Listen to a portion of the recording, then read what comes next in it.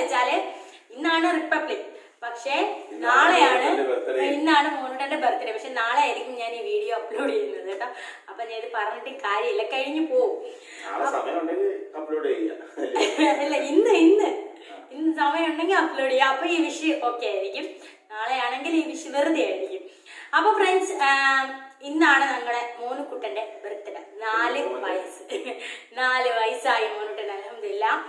അപ്പൊ ഫ്രണ്ട്സ്, എല്ലാ വർഷവും ഇപ്പൊ മോനുട്ടൻ ജനിച്ചതി പിന്നെ ഈ 4 വർഷത്തെ ബർത്ത്ഡേ, ആദ്യത്തെ മോനുട്ടന്റെ ബർത്ത്ഡേ മോനുട്ടന്റെ ആ റിപ്പബ്ലിക് ഡേയ്സ് തന്നെ പൊന്നൂസിന്റെയും കൂടെ ഒരുമിച്ച് ഞങ്ങൾ ആഘോഷിച്ചു.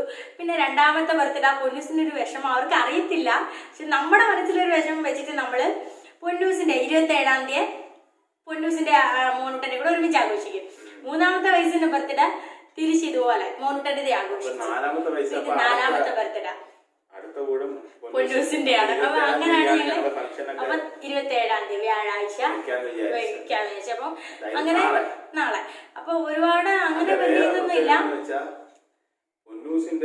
ആദ്യത്തെ ബർത്ത്ഡേക്ക് ഞാൻ ഒന്നും അണ്ണനില്ല. ആദ്യമായിട്ട് ഷാനാറിനുള്ള നമ്മുടെ ഫാമിലി ആയിട്ടുള്ള ആദ്യത്തെ കുഞ്ഞുങ്ങളുടെ ബർത്ത്ഡേ ആണ്. പൊന്നൂസിന്റെ ആദ്യത്തെ ബർത്ത്ഡേ അണ്ണനുണ്ട്, പിന്നുള്ളതൊന്നും ഇല്ല. അപ്പൊ എന്താ അതിന്റെ ഒരു സന്തോഷമുണ്ട്. പിന്നെന്താ പറയാ, മോനുട്ടന്റെ മാർക്ക് കല്യാണമൊക്കെ കഴിഞ്ഞ് കുറച്ച് ദിവസങ്ങളായതേ ഉള്ളൂ. അപ്പൊ നമ്മള് അങ്ങനെ വലിയ ഫംഗ്ഷൻ ആയിട്ട് അങ്ങനൊന്നും അല്ല. നമ്മൾ എല്ലാ വട്ടത്തെ ബർത്ത്ഡേ പോലെ ഞാൻ ടിക്ടോക്കിലൊക്കെ ഉള്ളപ്പോ ഇടുന്ന നമ്മുടെ വീട്ടുകാര്, അത്ത, അമ്മ, സാധു, പിന്നെ അവിടുത്തെ അത്തായ അമ്മായും ഒക്കെ. അപ്പൊ നാളെ നമ്മള് ഇങ്ങനെ 2 ഫാമിലിയും വരും എന്ന് വിശ്വസിച്ചിരിക്കുകയാണ്. ഞങ്ങൾ എല്ലായിടത്തും പറഞ്ഞിട്ടുണ്ട് വരണേ. കാരണം ചെറിയൊരു വയ്യായ്മ ഉള്ളതുകൊണ്ടാണ് മോനുട്ടന്റെ മാർക്ക് കല്യാണത്തിന് വരാഞ്ഞത്. അന്ന് അത്തായ അമ്മ മാത്രമേ ഉള്ളായിരുന്നു. അപ്പം ആയിപ്പോയി. അപ്പൊ അന്ന് എന്നെ മെസ്സേജ് അയച്ചാൽ അനിയത്തിമാരൊക്കെ 2 ദിവസം കഴിഞ്ഞ് 9-11 കുളിപ്പിച്ച് ആദ്യമായപ്പോ എല്ലാരും കാണുമല്ലോ. പിന്നെ പലർക്കും നമുക്കിപ്പോ ഒരു വിശേഷം വരുമ്പം എല്ലാവർക്കും ഓരോരോ അഭിപ്രായങ്ങളായിരിക്കും. അപ്പൊ എല്ലാരും വന്ന് ആരും വന്നില്ലെങ്കിലും കുഴപ്പമില്ല, 7-ന് തന്നെ അങ്ങ് കുളിപ്പിച്ചോ എന്ന് പറഞ്ഞപ്പോ എല്ലാവരുടെയും അഭിപ്രായം വെച്ചിട്ട് നേരത്തെ തീരുമാനിച്ച കാര്യമായിരുന്നു. പിന്നീടാണ് ഈ സർക്കാർ ലോക്ക്ഡൌൺ ഒക്കെ ആക്കിയതൊക്കെ.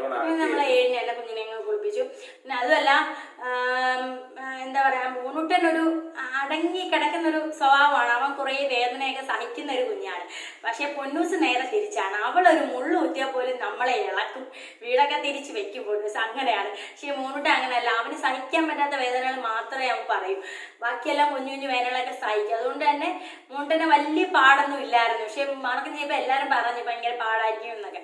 ആദ്യത്തെ ഒരു ദിവസം നല്ല ബുദ്ധിമുട്ടും അവന് വേദനയും മരവിപ്പൊക്കെ മാറി. പിന്നെ അവൻ അങ്ങ് അഡ്ജസ്റ്റ് ചെയ്തത് കൊണ്ട് തന്നെ പെട്ടെന്ന് സുഖമായി. അപ്പൊ അവനും ഒന്ന് പുറത്തിറങ്ങണം, കൂട്ടുകാരെ ട്യൂഷൻ ക്ലാസ് ഈ കുഞ്ഞുങ്ങളെ കാണണം എന്നൊക്കെയുള്ള ഒരു ആഗ്രഹം. അപ്പൊ നമ്മൾ 7-ന് തന്നെ കുളിപ്പിക്കാൻ വെച്ചാൽ. പക്ഷെ അന്ന് തന്നെ ഒന്നും ട്യൂഷനൊന്നും വിട്ടില്ല കേട്ടോ. പക്ഷെ ഇപ്പൊ പുള്ളി ട്യൂഷന് പോയേക്കാണ് രാവിലെ. അപ്പൊ കുളിപ്പിച്ച് കുട്ടപ്പിയൊക്കെ ആയിട്ട് ഞങ്ങൾ ട്യൂഷന് പറഞ്ഞു വിട്ടു. അത് കഴിഞ്ഞിട്ട് നമ്മൾ ഇന്ന് അന്നേരം ആഘോഷങ്ങളൊന്നുമില്ല. കുഞ്ഞിന് വേണ്ടി നമ്മൾ ദ്വാരന്ന് പ്രാർത്ഥിക്കും, അത്രയൊക്കെ ഉള്ളൂ. പിന്നെ നാളെ ചോറും കാര്യമൊക്കെ വെക്കുമല്ലോ. അപ്പൊ പിന്നെ നമുക്ക് ഇന്നായിട്ട് വേണ്ടല്ലോ എന്ന് വിചാരിച്ചു. അപ്പൊ നമ്മൾ ആയുസിനും ആരോഗ്യത്തിനും വേണ്ടി ദ്വാ ചെയ്താൽ മതിയല്ലോ. വ്യത്യാസം. പക്ഷെ ഞാൻ ഒന്ന് ട്രൈ ചെയ്ത് പിടിച്ചു നിൽക്കാൻ ഞാൻ ശ്രമിച്ചു നാളെ വേണ്ടി. പക്ഷെ നടന്നില്ല. ഞാൻ എന്ത് ചെയ്യാം? അതെ, ഓരോ ദിവസത്തെ ഓരോ വർഷം അങ്ങോട്ടും ഇങ്ങോട്ടും നമുക്ക് അഡ്ജസ്റ്റ് ചെയ്ത് മതിയല്ലോ. അപ്പൊ ഞങ്ങളിപ്പോ ഏറ്റവും വലിയ കൺഫ്യൂഷൻ എന്ന് വെച്ചാൽ മോനുട്ടന് എന്തോ കൊടുക്കും, പൊന്നൂസിന് എന്താ.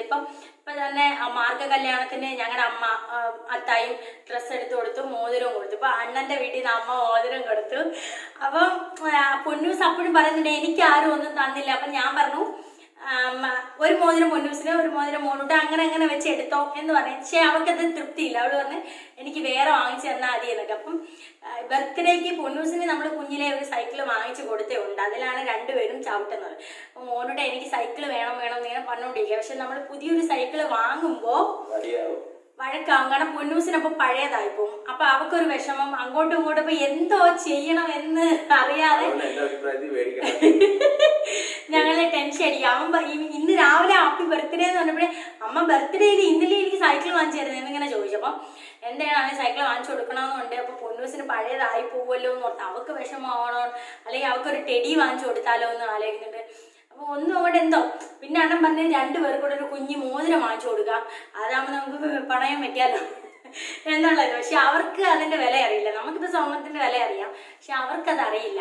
അവർക്ക് ഈ കളിപ്പാട്ടവും അങ്ങനെയുള്ള കാര്യങ്ങളൊക്കെയാണ് ഇഷ്ടം. അപ്പം എന്താണ്, സൈക്കിൾ വാങ്ങിച്ച പ്രശ്നമാണ്. അതുമല്ല മോനൂട്ടൻ പൊന്നൂസ് ഒരേ സൈക്കിളിൽ എപ്പോഴും ഞാൻ കയറണം എന്ന് ബഹളം വെക്കുമ്പോഴും ഞങ്ങൾ പറയും, മോനൂട്ട നീ ബഹളം വെക്കൽ, അക്കച്ച് കയറിട്ട് നിനക്ക് ബർത്ത്ഡേക്ക് വാങ്ങിച്ചു തരാണ്. അതിപ്പം അത് ആലോചിക്കുമ്പോൾ പറഞ്ഞു പറ്റിക്കുകയും ചെയ്ത് എന്താ ചെയ്യണമെന്നും അറിയാത്തൊരു സിറ്റുവേഷനിലാണ് ഞങ്ങൾ. 1-2 ചെറിയ ഷോപ്പിംഗ് ഒക്കെ വേണ്ടിയിട്ട് ഞങ്ങൾ പോവാണ്. ചില ഡ്രസ്സും കാര്യങ്ങളും ഒക്കെ ഞങ്ങൾ ഇന്നലെ എടുത്തു. അപ്പം അന്നേരം ഞാൻ വ്ലോഗ് ചെയ്യണമെന്ന് വിചാരിച്ചാ, പക്ഷെ എനിക്ക് പറ്റിയില്ല. കാരണം പൊന്നൂസിനെ മൂട്ടനെ ട്യൂഷന് വിട്ടിട്ടാണ് ഞങ്ങൾ ഡ്രസ്സൊക്കെ എടുക്കാൻ പോയത്. കുഞ്ഞുങ്ങൾ കടയിലെല്ലാം കിടന്ന് ബഹളം വയ്ക്കും. അപ്പം ഓടിക്കളിച്ചൊരു ഇപ്പം അസുഖമൊക്കെ ഇങ്ങനെ ആയിരിക്കുന്ന സിറ്റുവേഷനിൽ അത് വേണ്ടാന്ന് വിചാരിച്ചിട്ട് ഞങ്ങൾ തന്നെയാണ് പോയത്. അപ്പം അവര് ആ 2 മണിക്ക് ട്യൂഷന് പോയി ഇരിക്കുന്നതിൻ്റെ ഇടയിൽ തിരിച്ച് പെട്ടെന്ന് വരണമല്ലോ, അതിൻ്റെ ഒരു ധൃതിയൊക്കെ ആയിരുന്നു. അപ്പം അതുകൊണ്ട് വീഡിയോസും എടുക്കാനൊന്നും പറ്റിയില്ല. നാളെ നമുക്ക് ഡ്രസ്സും കാര്യമൊക്കെ കാണാം. ഇപ്പൊ നമ്മള് വീഡിയോ ഒക്കെ ഇങ്ങനെ ഇടാതെ ഇട്ട് അപ്പൊ ഒരുപാട് ഗ്യാപ്പ് ശ്രമിക്കാം. പിന്നെ മടി പിടിച്ചാൽ നമുക്കൊരു മടിയാണ്. പിന്നെ എന്താ പറയാ, പ്രത്യേകിച്ച് ഇപ്പൊ നമ്മളെങ്ങും പോവാതിരിക്കുന്നുണ്ട്, പ്രത്യേകിച്ച് ഒരു കണ്ടന്റും ഇല്ല. നിങ്ങളൊക്കെ പുതിയ കണ്ടന്റ് ഒക്കെ എങ്ങനെ കമന്റ് ചെയ്യണം കേട്ടോ. അപ്പൊ നമ്മള് അതിനനുസരിച്ച് എന്താ വീഡിയോ ചെയ്യാൻ ശ്രമിക്കും. അപ്പോ എന്താ പറയാ, മോനൂട്ടൻ ശരിക്കും പറഞ്ഞാല് ഫെബ്രുവരി 9 അവന്റെ സ്കാനിങ് ഡേറ്റ് ഒക്കെ പറഞ്ഞത്. അപ്പം ഞങ്ങള് ഉത്സവം കാണാൻ പോയതാ. ഈ അണ്ണൻ സാധാരണ ആണെങ്കിൽ ഞാൻ പ്രഗ്നന്റ് ആയിരുന്ന സമയത്ത് പൊന്നൂസിനെ കൊണ്ട് ഉത്സവത്തിന് നമ്മുടെ കാറിൽ അമ്പലത്തിലൊക്കെ കഴിഞ്ഞ് ഞാൻ വീഡിയോ ഇട്ട ആ അമ്പലത്തിലെ ഉത്സവത്തിന് ലൈറ്റുകളൊക്കെ പൊന്നൂസിനെ കാണിക്കാൻ പോയപ്പോൾ സാധാരണ ഞങ്ങൾ എവിടെ ഒരുമിച്ചാണല്ലോ. അപ്പൊ എനിക്കൊരു വിഷമം, അയ്യോ അവര് 2 പേരൂടെ പോകുന്നു, അപ്പൊ ഞാൻ ഒറ്റയ്ക്ക്. അപ്പം അണ്ണൻ പറഞ്ഞ സാരമില്ല, സീറ്റ് ബാക്കിലോട്ട് ഇട്ടിട്ട് നമുക്ക് പോവാം. അപ്പൊ ഞാൻ വർക്ക് ചെയ്ത ഹോസ്പിറ്റലിലെ മേഡം എൻ്റെ അടുത്ത് പറഞ്ഞു, ഫസ്റ്റ് സിസേറിനാണ്, ഇപ്പൊ 2ാമത്തതും നീ ഒരു ഡേറ്റ് അതിനനുസരിച്ച് ഇത് ചെയ്യും, നമുക്ക് അന്ന് സിസേറിൻ ചെയ്യാന്ന് പറഞ്ഞു. അപ്പൊ ഞാൻ കലണ്ടറിലൊക്കെ നോക്കി പൂരം നാളൊക്കെ ചെയ്ത് സത്യമായിട്ടും പൂരം നാള് അന്ന് എന്നെ ഓപ്പറേഷൻ ചെയ്താൽ മതി എന്നൊക്കെ പറഞ്ഞ് വെച്ചാണ്. അപ്പം 26-ാം തീയതി രാത്രി ഈ ഷാനാന്റെ കരുനാൾ കാണുന്നത്. രാത്രി ഞങ്ങളിങ്ങനെ ചാരിയൊക്കെ കിടന്നിങ്ങനെ ലൈറ്റൊക്കെ ഇങ്ങനെ കണ്ടുകൊണ്ട് പോയപ്പോൾ ഈ അണ്ണന്റെ ഒരു കസിൻ വിളിച്ചു, ആ ഇത്താടെ കുഞ്ഞിന്റെ മാർക്കം.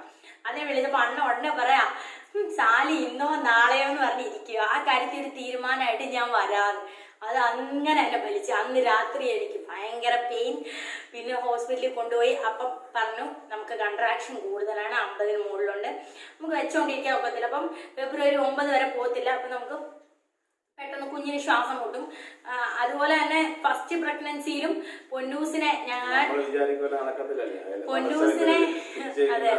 പൊന്നൂസിനെ നമ്മൾ തലേന്ന് 10 മണിയായപ്പോ തൊട്ട് എനിക്ക് പെയിൻ വന്നില്ല. അപ്പൊ പെയിൻ ട്രിപ്പ് ഇട്ട് പെയിൻ വരുത്തി 10 മണി തൊട്ട് പിറ്റേന്ന് 2:30 വരെയും ഞാൻ പെയിൻ ആയിരുന്നു. അപ്പം മാഡം ഞാൻ ഡെലിവറി ആവും എന്ന് തന്നെ, ഡെലിവറി ആവും പേടിക്കണ്ട, 2:30 കഴിഞ്ഞൊക്കെ ഡെലിവറി ആവും. അങ്ങനെ ഇന്നപ്പോഴാണ് കുഞ്ഞിന് ഇതുപോലെ ശ്വാസം മുട്ടലും ഹാർട്ട് ബീറ്റ് ഒക്കെ കുറഞ്ഞു വന്നപ്പോഴാണ് നമ്മൾ പെട്ടെന്ന് സിസേറിനായി. ഇതുപോലെ ഭയങ്കര പെയിൻ.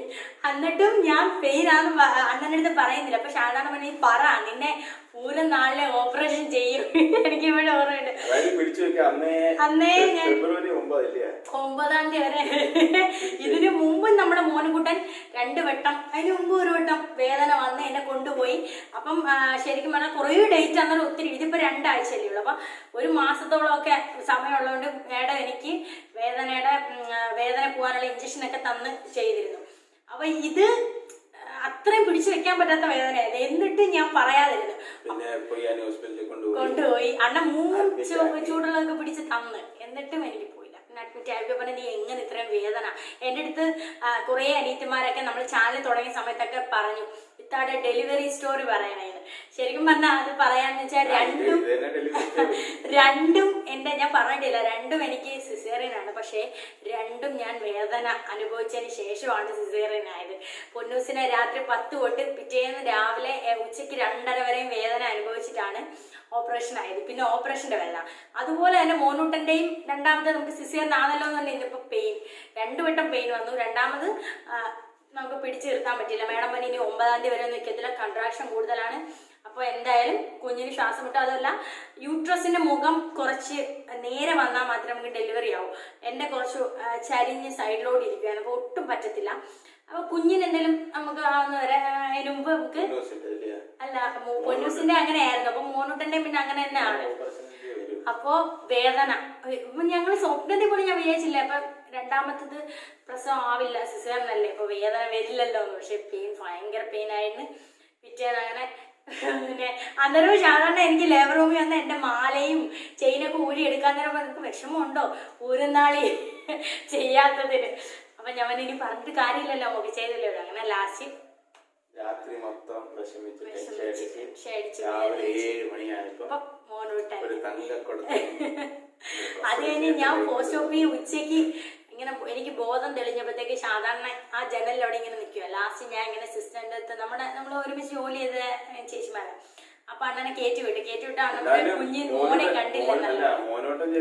ഉണ്ടായിരുന്നു, ഭയങ്കര സന്തോഷമായിരുന്നു. പക്ഷെ പൊന്നൂസിൻ്റെതാ ഞങ്ങൾ ഒരുപാട് ആഗ്രഹിച്ചത്. നമ്മൾ 8 വർഷമൊക്കെ സ്നേഹിച്ച് കല്യാണം കഴിച്ച് നമ്മള് കല്യാണം കഴിച്ച അന്ന് തൊട്ട് നമ്മള് പറയാം ആദ്യത്തെ കുഞ്ഞ് നമുക്ക് പൊന്നൂസാണ്. പക്ഷെ ആദ്യത്തത് എന്റെ വയറ് കണ്ടിട്ട് എല്ലാരും പറയാം ആണായിരുന്നു. അപ്പൊ ഞങ്ങൾ ആദോന്ന് പേരിടണമെന്നൊക്കെ വിചാരിച്ചു, പക്ഷെ പെൺകുഞ്ഞായിരുന്നു. അപ്പൊ ഞങ്ങൾ അഹാന എന്തോടി മുത്ത ആദ്യത്തെ നമ്മള് പേര് അഹാന ഫാത്തിമ എന്നായിരുന്നു ആദ്യത്തെ പേര് പൊന്നൂസിന്റെ. പിന്നെ അഫാന ഫാത്തിമ എന്നാണ് പൊന്നൂസിന്റെ പേര്. പിന്നെ ഞങ്ങളത് ഇവിടെ മുനിസിപ്പാലിറ്റിയിലൊക്കെ പോയി ബർത്ത് സർട്ടിഫിക്കറ്റ് മാറ്റി അൽഹ ഫാത്തിമ ആക്കിയതാണ്. അപ്പൊ അതുപോലെ പിന്നെ രണ്ടാമത് മോനൂട്ടനായപ്പം ഞങ്ങള് ആദ്യത്തെ കുഞ്ഞിന് കരുതി വെച്ച പേര് തന്നെ ഇങ്ങോട്ട് ഇട്ടു. അപ്പൊ ശരിക്കും പറഞ്ഞാല് മോനൂട്ടൻ ഞങ്ങള് ക്ഷണിക്കപ്പെടാത്ത അതിഥിയാണ് ജീവിതത്തിൽ.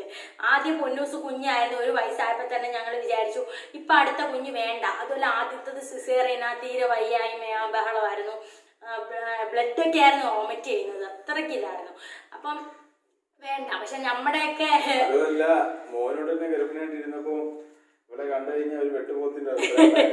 കാരണം എനിക്ക് അലർജി അങ്ങനെയുള്ള എല്ലാ സംഭവം ഉണ്ടായിരുന്നു. അലർജിയുടെ ടാബ്ലറ്റ് ഒക്കെ വെച്ച് ഞാൻ ഭയങ്കര തടിച്ചൊക്കെ ആയിരുന്നു.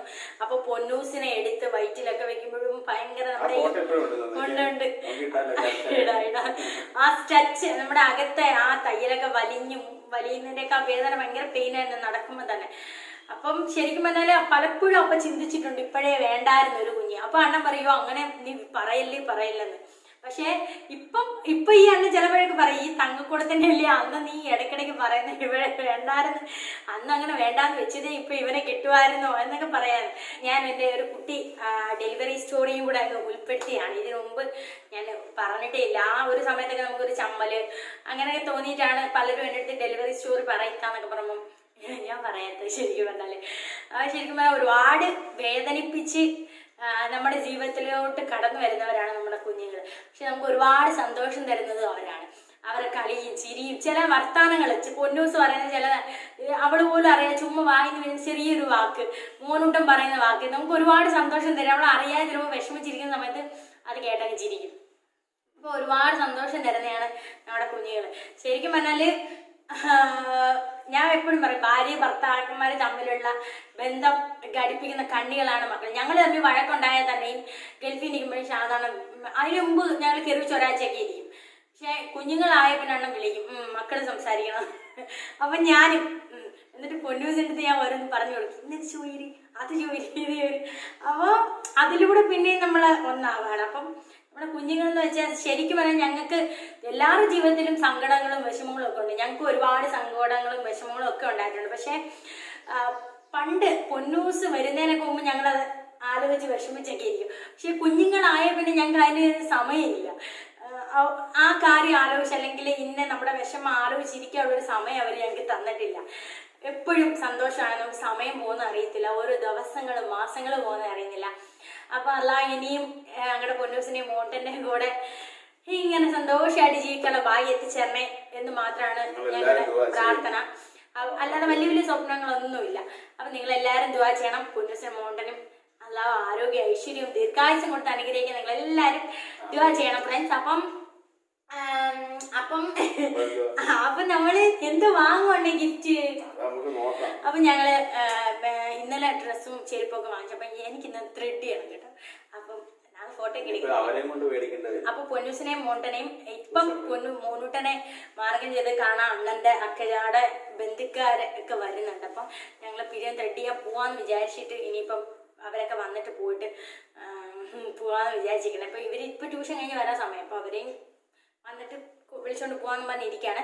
അപ്പൊ ഗിഫ്റ്റും കാര്യങ്ങളൊക്കെ എന്തായാലും നമ്മൾ നാളത്തെ വീഡിയോയിൽ ഉൾപ്പെടുത്താം. ബാക്കിയെല്ലാം നമുക്ക് വഴിയെല്ലാം കാണാം അല്ലേ? നമ്മളിപ്പം ഞങ്ങളുടെ വീടിന്റെ അങ്ങോട്ടാണ് പോകുന്നത്. കാരണം ഇന്നലെ എനിക്ക് എടുത്ത കഴിഞ്ഞ ബർത്ത്ഡേക്ക് ചുരിദാറിന്റെ സാധനം അവിടെ ഇരിക്കുന്ന ജീപ്പ്, അതെ എന്റെ ബർത്ത്ഡേ വാങ്ങിച്ചൊരു ജീപ്പ് ഒരാഴ്ചത്തെ ഓളെ ഉള്ളായിരുന്നു.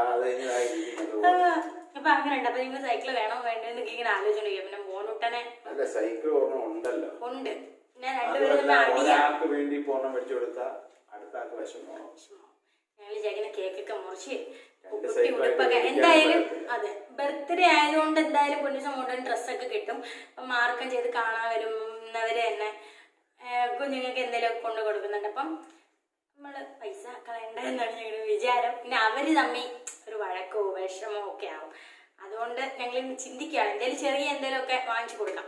അപ്പൊ ഫ്രണ്ട്സ്, അപ്പം ഞങ്ങളിങ്ങനെ വീഡിയോ എടുത്തോണ്ട് വന്നപ്പോ തന്നെ നമ്മുടെ മേലത്തെ വീട്ടില് അമ്മായും വാപ്പായും ഇറങ്ങി വന്ന് മോനൂട്ടനെ കാണാൻ. അപ്പൊ മോനൂട്ടൻ ട്യൂഷന് പോയേക്കാണ്. അപ്പൊ ഹോർലിക്സും ഒക്കെ തന്നിട്ട് പോയി. അങ്ങനെ മാർക്കം ചെയ്ത് കഴിഞ്ഞിട്ട് ഇങ്ങനെ പൊയിഞ്ഞു പൊയിഞ്ഞ ആൾക്കാർ വന്നുകൊണ്ടിരിക്കുകയാണ്. അപ്പൊ എന്തായാലും ഫ്രണ്ട്സ്, നാളത്തെ ബർത്ത്ഡേ ഇൻഷാ അല്ലാഹ് നമുക്ക് അടിച്ചു പൊളിക്കാം. ഒന്നുമില്ല ഫ്രണ്ട്സ്, അപ്പം മോനൂട്ടന്റെ ബർത്ത്ഡേ ആയിട്ട് നമ്മൾ അവനെ പറ്റി 4 വാക്ക് സംസാരിക്കണ്ടേന്ന് പറഞ്ഞ് ഞാൻ ഒരു വീഡിയോ ഇട്ടതാണ്.